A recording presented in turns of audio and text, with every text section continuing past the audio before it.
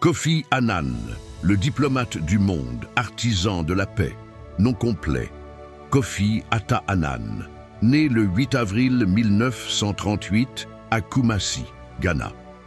Décédé le 18 août 2018 à Berne, Suisse. Un enfant du Ghana, une éducation du monde. Kofi Annan naît au sein d'une famille aristocratique Ashanti, dans un Ghana encore sous domination coloniale britannique. Très jeune, il est plongé dans un univers multiculturel. Il parle anglais, fante et akan et reçoit une éducation rigoureuse à l'école Mfantsipim, fondée par des missionnaires méthodistes. Sa quête de savoir l'emmène aux États-Unis, puis à Genève, et enfin au prestigieux Massachusetts Institute of Technology, MIT, où il se forme en management. Mais ce n'est pas l'entreprise qu'il veut gérer, c'est la paix dans le monde. L'homme des Nations Unies. En 1962, il rejoint l'ONU.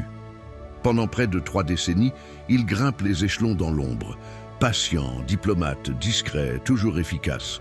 Il s'occupe notamment des missions de maintien de la paix pendant les conflits les plus tendus de la fin du XXe siècle.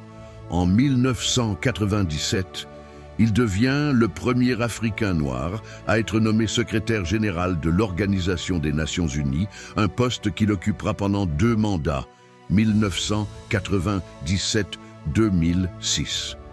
Un diplomate aux convictions fortes. Sous son mandat, l'ONU traverse des crises majeures, le génocide rwandais, la guerre en Irak, les tensions au Moyen-Orient, la guerre civile au Soudan, la montée du terrorisme mondial. Kofi Annan prône une ONU plus humaine, plus proche des peuples, et non seulement des États. Il lance des réformes internes, défend la notion de responsabilité de protéger, R2P, c'est-à-dire le devoir d'intervenir pour éviter les génocides et crimes contre l'humanité, même sans l'accord d'un État souverain. Prix Nobel de la paix. En 2001, lui et les Nations Unies reçoivent conjointement le prix Nobel de la paix pour leur travail en faveur d'un monde plus ordonné et plus pacifique. Le comité Nobel salue son engagement à replacer les droits de l'homme au cœur de la diplomatie internationale. Une boussole morale après l'ONU. Même après avoir quitté son poste, Kofi Annan ne se retire pas.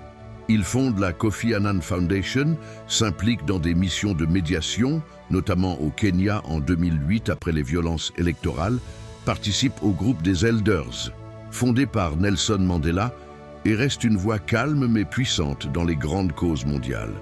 L'homme qui croyait à la dignité humaine, Kofi Annan, n'était ni révolutionnaire, ni bruyant. Mais il croyait profondément à la dignité de chaque être humain, à la diplomatie, au dialogue, à la paix par la justice.